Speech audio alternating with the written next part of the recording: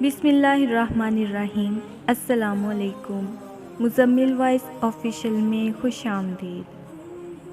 ایک لڑکی کی شادی کو 7 سال کا عرصہ بیت گیا، مگر وہ اولاد کی نعمت سے محروم رہی۔ اس کے خاندان دوستوں میں جتنی بھی اس کے ساتھ کی لڑکیاں تھیں، سب کوئی 2، کوئی 3 اور کوئی 4 بچوں کی ماں بن چکی تھیں۔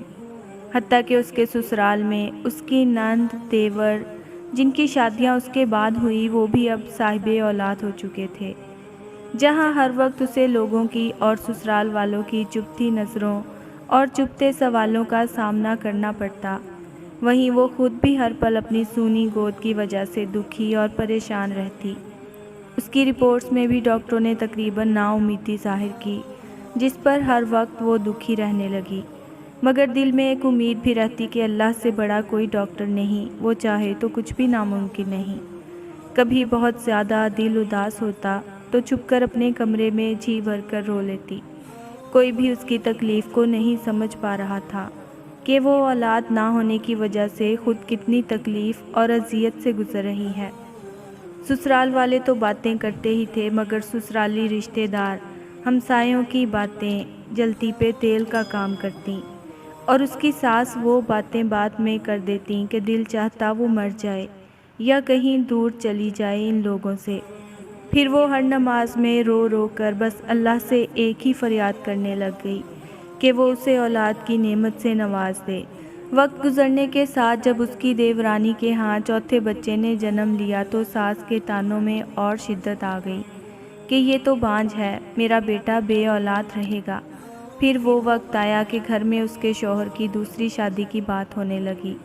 ایک دن وہ اپنے دیور کے بچے کو گود میں لے کر پیار کر رہی تھی کہ نہ جانے اس کے دل کو کیا ہوا، وہ بچے کو وہیں لٹا کر اپنے کمرے میں آئی اور ایسا روئی کہ سب گھر والے جمع ہو گئے۔ اس کے دل کی حالت سمجھے بنا سب یہ سوچنے لگے کہ یہ دیور کے بچوں سے جلتی ہے، حسد کرتی ہے۔ مگر ان جاہلوں کو کون سمجھاتا کہ اللہ نے تو اس کو ایسا دل دیا ہی نہیں جو کسی سے جلنے والا ہو۔ وہ تو ان لوگوں میں سے تھی جو اپنی خوشیاں بھی کسی اور کی جھولی میں ڈال دیں، جو اپنے منہ کا نوالا دوسروں کے منہ میں ڈال دیں۔ وہ تو بچے کو پیار کرتے وقت اپنی سونی گود سے اس قدر دل گرفتہ ہوئی تھی کہ خود پہ قابو نہ رکھ سکی کہ آج اس کے آنسو بھی سب بند توڑ کر بہنے لگے۔ واحد ایک اس کے شوہر تھے جنہوں نے اسے کبھی تانا نہیں مارا تھا۔ ایک دن کسی نے کہا کہ اپنے شوہر کے ٹیسٹ بھی کرواؤ۔ پہلے تو اس بات پہ بہت ہنگامہ ہوا، لیکن پھر اس کے شوہر نے ہی کہا کہ کروانے میں کیا حرج ہے، اللہ کی کرنی کہ جب رپورٹ آئی تو وہ ٹھیک تھی۔ پھر تو گھر میں ایک طوفان آ گیا کہ بس اب اس کو فارغ کرو، ہم تمہاری دوسری شادی کریں گے۔ لیکن اس کے شوہر کسی صورت بھی اسے طلاق دینے کو تیار نہ ہوئے۔ اس نے اپنے شوہر سے کہا کہ آپ شادی کر لیں، مگر وہ اپنی بیوی سے بہت پیار کرتا تھا، سو کسی صورت نہ مانا۔ ایک دن کسی نے ایک پیر کا کہا کہ وہ بڑا پہنچا ہوا پیر ہے، اس سے اپنی بہو کو اللہ اللہ کرواؤ۔ جب اس کی ساس نے بات کی تو اس نے صاف انکار کر دیا کہ چاہے آپ جو مرضی کر لیں، بے شک گھر سے نکال دیں، لیکن کسی پیر کے پاس نہیں جاؤں گی۔ اس پر اس کی ساس نے بہت لان تان کی۔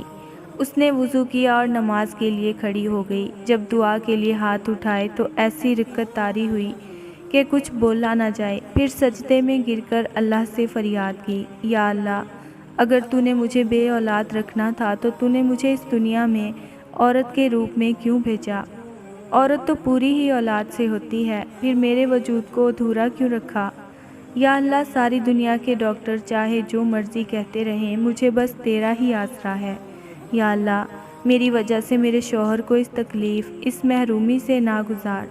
یا اللہ، تو ہر چیز پہ قادر ہے۔ تو نے حضرت مریم علیہ السلام کو بنا مرد کے شوہر کے ماں کے مقام پہ کھڑا کر دیا، اور ان سے اپنے محترم نبی کو بنا باپ کے پیدا فرمایا۔ یا اللہ، تجھے حضرت مریم کا واسطہ مجھے صالح اولاد کی نعمت عطا فرما۔ یا اللہ، اولاد کے بنا میں ایک ادھوری عورت ہوں، یا اللہ مجھے پورا کر دے، یا اللہ مجھے پورا کر دے۔